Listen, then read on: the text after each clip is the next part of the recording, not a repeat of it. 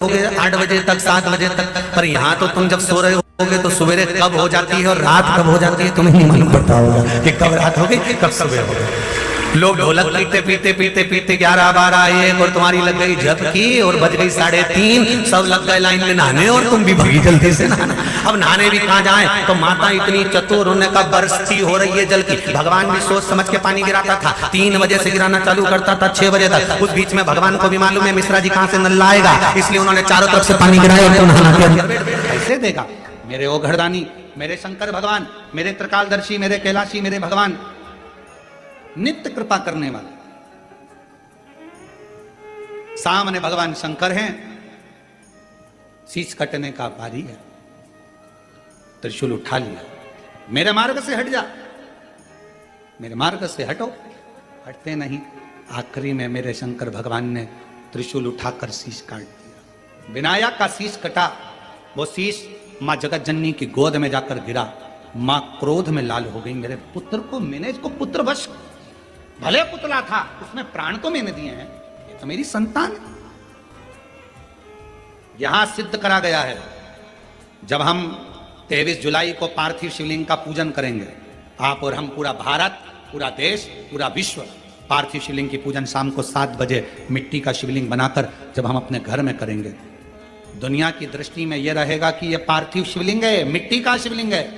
परशु महापुराण की कथा कहती है, जब भगवान का आवाहन कर कर, ध्यान कर कर, पंचाक्षर मंत्र नमः शिवाय कहकर, षडाक्षर मंत्र ओम नमः शिवाय कहकर, श्री शिवाय नमस्तुभ्यम कहकर जब हम पार्थिव लिंग का निर्माण करते हैं, तो केवल वो पार्थिव लिंग नहीं रह जाता, वो सहस्त्रेश्वर शिवलिंग हो जाता है। शंकर भगवान स्वयं उसमें आकर विराजमान हो जाते हैं, स्वयं शिव बैठे।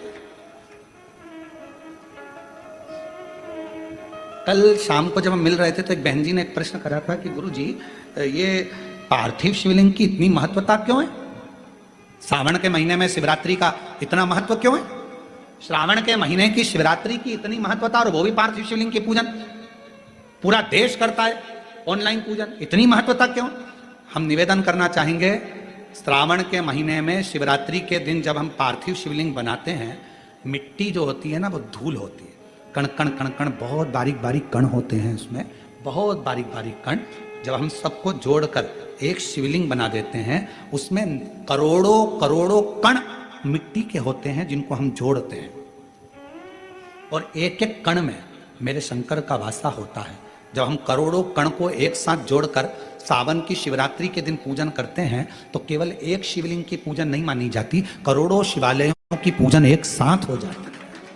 करोड़ों शिवलिंग की पूजन, ना जाने कितने असंख्य शिवलिंग ऐसे होते हैं। पूरी पृथ्वी भगवान शंकर के शिवलिंगों से भरी पड़ी है, भगवान शंकर के शिवालय से भरी पड़ी है।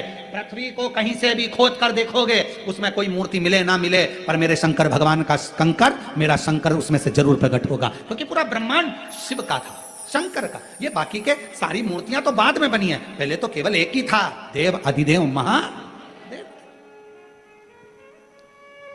पहले तो एक ही थे। फिर धीरे धीरे जब त्रेता आया, फिर द्वापर आया, ये सारी मूर्तियों का निर्माण फिर बाद में धीरे धीरे होता, पर प्रथम में तो मेरा शंकर केवल एक भगवान शंकर का शिवलिंग ही पूरी दुनिया में था। शंकर भगवान का शिवलिंग ही पूजा जाता था, इसके सिवाय भगवान शंकर के शिवलिंग की ही आराधना होती थी, शंकर भगवान का। क्योंकि पूरे ब्रह्मांड में कहीं पर भी खोद लो, शिवालय मिलेगा ही, शंकर मिलेगा ही। कुबेरेश्वर धाम की इतनी महत्वता क्यों है? क्यों वहां पर कंकर शंकर की पूजन होती है?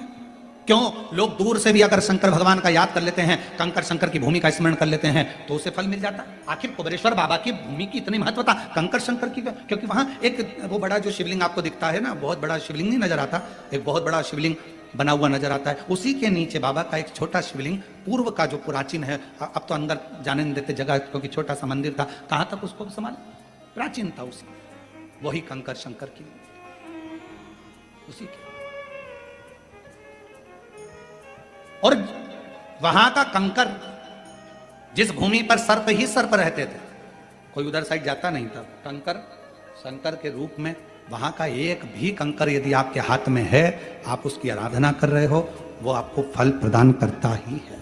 उसको कंकर शंकर की धरा कुबेरेश्वर धाम कहते हैं। 12 ज्योतिर्लिंग का मध्य बिंदु, नित्य आनंद कराने। और आज लाखों लोग प्रतिदिन कावड़ चढ़ा रहे हैं, 6 अगस्त को आप और हम भी कावड़ चढ़ाएंगे बाबा के धाम में। सबको हमारी तरफ से निमंत्रण है, पधारो। सुबह 9 बजे कावड़ चढ़ाने के लिए प्रदोष के दिन बाबा की कावड़ सीहोर से भरेंगे और कुबरेश्वर धाम चलेंगे 11 किलोमीटर। बोल बम बोल बम बोल बम बोल के कामना कर, स्मरण कर, क्या ना देश है। शिव महापुराण की कथा कहती है, भगवान शंकर का चरित्र कथा है। माँ जगतजननी दुर्गा भवानी के सामने शीशा गया। सखी ने कहा, ये जिस पुतले को तुमने बनाया था, जिसको प्राण दिए थे, उसके प्राण छूट गए। भगवान पार्वती जी कहती है, अब उसको पुतला मत कहो, शिवलिंग का निर्माण हो जाए। निर्माण करने के बाद जब पूजन चालू हो जाए तो उसको केवल मट्टी का एक पुतला या मट्टी का एक प्रतिबिंब ना कहना, वो तो मेरा शंकर है, मेरा शंभू है। जब हम 23 जुलाई को पूजन करें शाम 7 बजे तो ये भाव प्रकट करें कि वो मेरा शिव है, मेरा ओघड़ी है, मेरा शंभू है, मेरा शिव।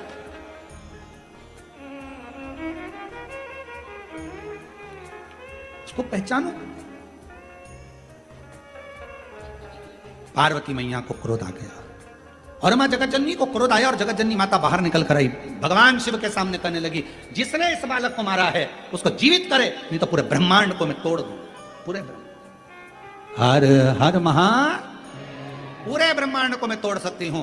भगवान शिव ने अपने गणों को बुलाया, क्योंकि जहां विश्वास पक्का होता है मरे को भी जीवित परमात्मा को करना पड़ता है। एक महात्मा का श्रेष्ठ लक्षण क्या है?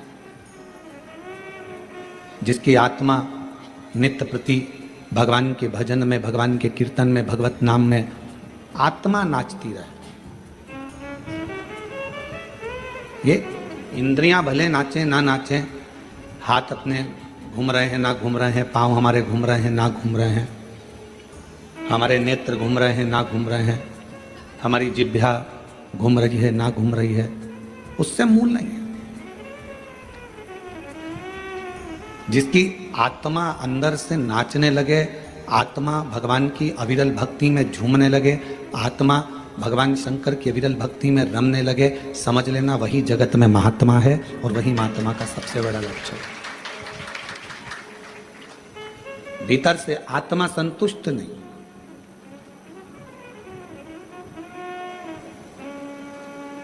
घर के दरवाजे पर लिख दिया शुभ और लाभ और अंदर रहने वाले व्यक्ति के बुद्धि में शुभ और लाभ विचार नहीं है, तो क्या मतलब?